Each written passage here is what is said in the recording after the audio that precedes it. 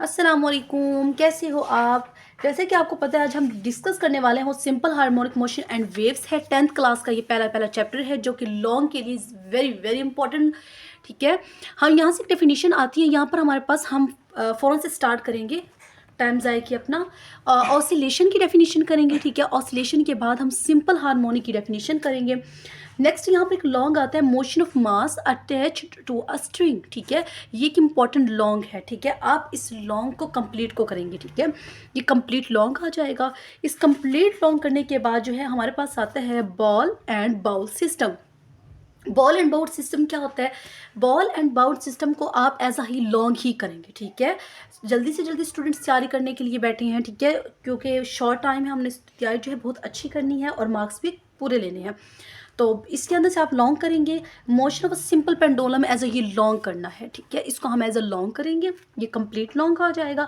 उसके बाद ये कुछ फीचर्स राइट की हुई हैं। ठीक है, सिंपल हार्मोनिक मोशन कुछ फीचर्स हैं जो कि ये बहुत बहुत इंपॉर्टेंट शॉर्ट है और सिंपल हार्मोनिक मोशन की डेफिनेशन भी शॉर्ट क्वेश्चन में ज़रूर आती है।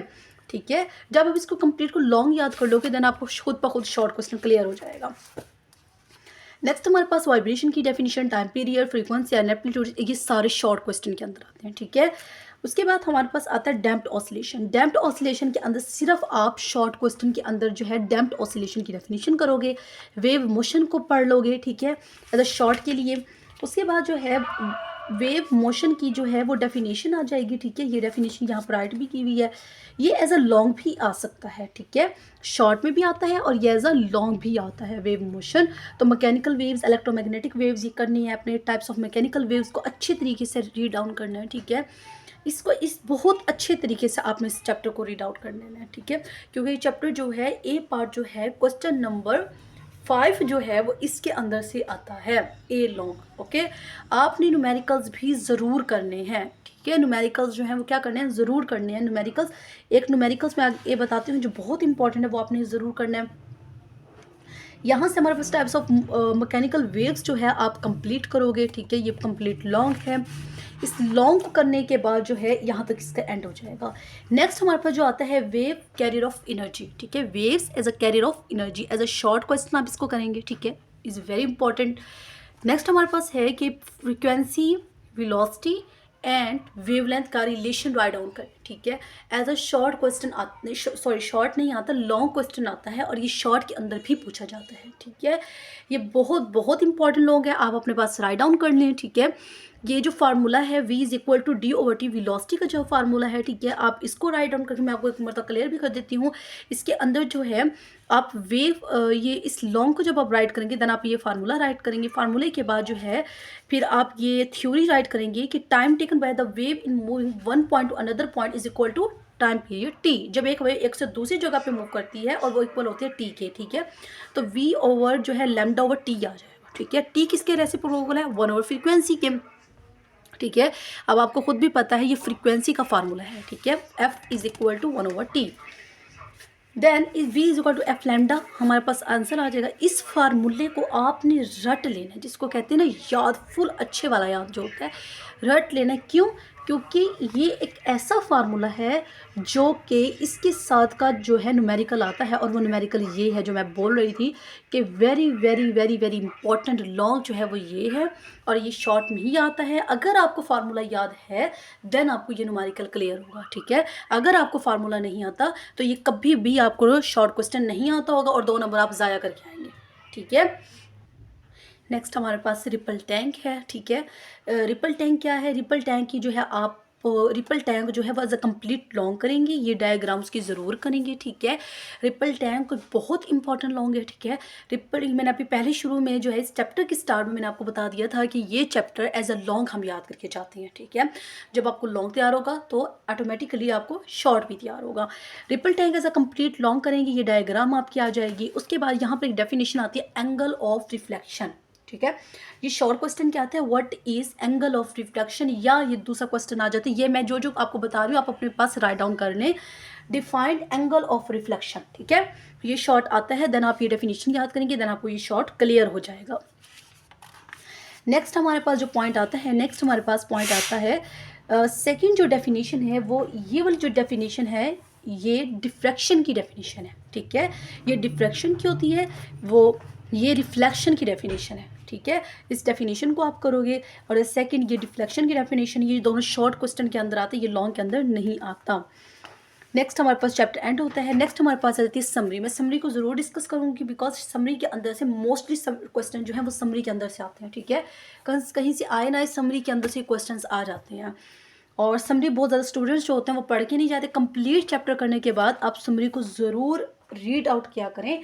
क्यों? क्योंकि समरी के अंदर जो है बहुत इंपॉर्टेंट शॉर्ट्स होते हैं जो कि चैप्टर के अंदर भी होते हैं, लेकिन चैप्टर के अंदर कुछ स्टूडेंट्स जो है छोड़ के चीज़ें कर रहे होते हैं और वही पॉइंट्स यहाँ पर होते हैं, ठीक है। यहाँ पर सिंपल हार्मोनिक मोशन की वही डेफिनेशन है जो आप पहले याद करके आए हैं। सेकंड, बॉल जो है हमने लॉन्ग पढ़ा था, ठीक है। बॉल इनसाइड अ बॉल, ठीक है, ये डेफिनेशन है, ये है यहाँ पर। सेकंड, यहाँ पर हमारे पास क्या है, टाइम पीरियड की डेफिनेशन है, ठीक है, जो हम पढ़ के आ चुके हैं। फ्रीक्वेंसी ऑफ वाइब्रेटिंग बॉडी की डेफिनेशन है जो पहले भी पढ़ा है।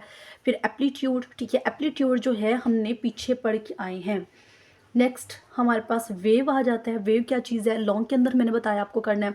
Next mechanical waves, electromagnetic waves जो है ये एज अ शॉर्ट क्वेश्चन। अगर आपसे वहाँ डेफिनेशन याद नहीं हो रही देन आप ये वाली डेफिनेशन कर लें, ठीक है। नेक्स्ट हमारे पास आ जाता है ट्रांसवर्स वेव क्या होता है। नेक्स्ट यहाँ पर हमारे पास जो डेफिनेशन है वो कौन सी आती है, यहाँ पर हमारे पास डेफिनेशन आती है ट्रांसफर वेव्स क्या होता है, ठीक है। ट्रांसफर वेव्स की आप डेफिनेशन करेंगे। नेक्स्ट हमारे पास है कंप्रेशनल वेव्स क्या होता है। देखिए अब ये वाला जो शॉर्ट है ना ट्रांसफर वेव्स, ये पीछे आया है, लेकिन जो कंप्रेशनल वेव लॉन्गिट्यूडनल वेव्स का जो डेफिनेशन है वो नहीं थी वहाँ पर, ठीक है। पीछे जो है वो टॉपिक्स के अंदर जो है कंप्रेशनल वेव्स को डिस्कस किया था, but as a complete definition जो थी वो नहीं थी, लेकिन समरी के अंदर पूरी डेफिनेशन है और ये एज अ शॉर्ट ज़रूर आएगी, ठीक है।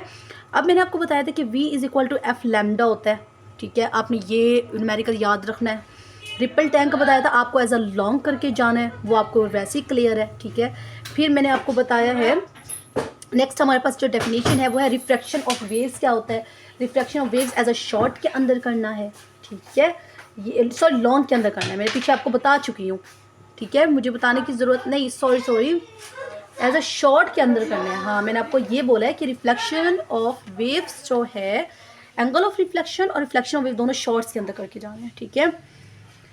सेकंड, डिफ्लेक्शन ऑफ वेव्स जो कि अभी बताया आपको शॉर्ट करके जाना है। सेकंड, मल्टीपल क्वेश्चंस क्या होते हैं। अगर ये आपके पास आंसर नहीं राइट डाउन किए, ये देखें आप देख रहे हैं वीडियो के अंदर, ठीक है, मैंने निशान भी लगाए हुए हैं, जो आपको अगर आपके पास राइट नहीं किया हुआ तो आप देख लें। अगर फिर भी आपको क्लियर नहीं हो रहा देन आप मुझे कमेंट्स में पूछें, मैं अगेन इसको टिक कर देती हूँ, ये करेक्ट आंसर है, ठीक है।